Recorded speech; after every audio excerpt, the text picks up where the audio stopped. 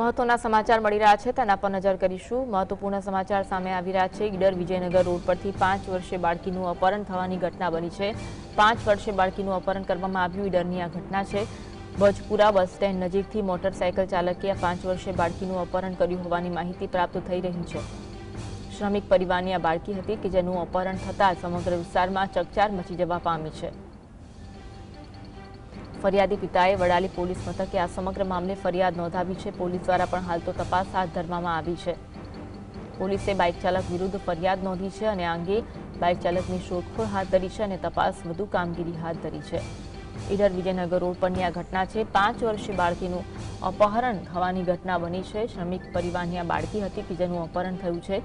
ભજપુરા bus stand નજીકથી motorcycle ચાલકે અપહરણ કર્યું છે। આજ અંગે વધુ વાત કરીશું। સમાચાર જુગનું ઓનલાઈન પર જોડાયા છે। જુગનું 5 વર્ષીય બાળકીનું અપહરણ થવાની ઘટના બની, ઘટના અંગે માહિતી આપશો। અન્ય સાબરકાંઠા જિલ્લાના ઈડર વિજયનગર રોડ પર આવેલા ભજપુરા બસ સ્ટેશન નજીકથી આ અપહરણ થયું છે।